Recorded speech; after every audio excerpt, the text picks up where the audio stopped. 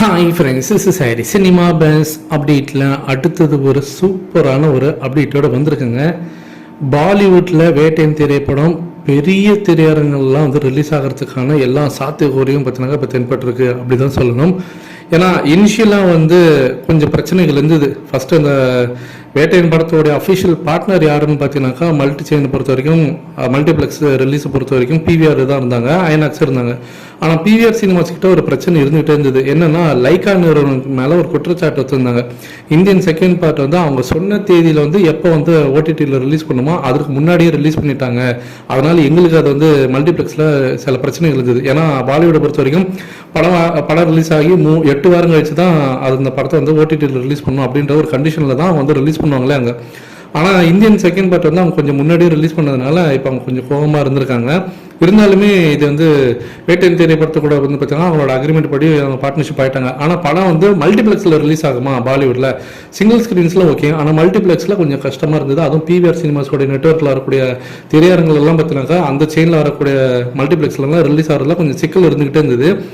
INOX வந்து ஓரளவுக்கு okay சொல்லிட்டாங்க. ஆனால் மல்டிப்ளெக்ஸில் இந்த பிரச்சனை இருந்தது. இந்த விஷயம் பார்த்தீங்கன்னாக்கா இப்போ ரஜினி சார் காது பட போக நம்ம ஜெயிலரில் பண்ண அதே தப்பாக பண்ணக்கூடாது. ஜெயிலரில் சன் பிக்சர்ஸ் வந்து பெருசாக மல்டிப்ளெக்ஸில் கான்சன்ட்ரேட் பண்ணல, அவங்க அப்படியே விட்டுட்டாங்க. அதனால் அந்த படம் பார்த்தீங்கன்னாக்கா இன்னும் ஒரு 100 கோடி எட்டாமல் போயிடுச்சு அப்படி தான் சொல்லணும். இதை புரிஞ்சுக்கிட்ட ரஜினி சார் உடனே பிவிஆர் சினிமாஸுக்கு வந்து பார்த்தீங்கன்னாக்கா அவங்க சைடு அவங்க தரப்பில் இருக்கக்கூடிய முக்கியமான நபர்கள்ட்டெல்லாம் பேசியிருக்காரு. டேரெக்டாக ரஜினி சாரே பேசியிருக்காரு. ஏன்னா இது அமிதாப் பச்சனோட படம். அங்கே ஒரு ஹிந்தி படம் எப்படி நேரடி ஹிந்தி படம் ரிலீஸ் ஆனால் எத்தனை தேட்டர் ரிலீஸ் ஆகணுமோ அந்த அளவுக்கு இந்த படத்தை ரிலீஸ் பண்ணிடணும் அப்படின்ற மாதிரி இருந்திருக்காங்க. லைக் ஆனதுக்கு வந்திருக்க ஒரு ஃபீட்பேக் என்ன சொல்லியிருக்காங்கன்னா, இந்த படம் ஹிந்திலையும் நல்ல ஹைப் இருக்கு, அமிதாப் பச்சன்லாம் இருக்கவே, இப்போ இந்த ட்ரெய்லர்லாம் ரிலீஸ் ஆகவே நல்ல ஹைப் இருக்கு, நீங்க இங்க மல்டிப்ளெக்ஸ்லாம் ரிலீஸ் பண்ணாதான் இன்னும் நல்லா இருக்கும் அப்படின்ற மாதிரி ஃபீட்பேக் வரவே ரஜினி சார் கிட்ட இந்த விவகாரம் போயிடுச்சு. ரஜினி சார் அங்க பிவிஆர் சினிமாஸில் இருக்கக்கூடிய முக்கியமான நபர்கிட்டலாம் ஒரே வார்த்தை தான் சொன்னாராம், கமலஹாசனோட படத்தை மறந்துடுங்க. அதாவது இந்தியன் செகண்ட் பார்ட்ல உங்களுக்கு வந்து அந்த பிரச்சனை எல்லாம் மறந்துடுங்க. இது நம்ம படம். நம்ம படம் மீன்ஸ் நான் அமிதாப் பச்சன்லாம் நடிச்சிருக்கோம்.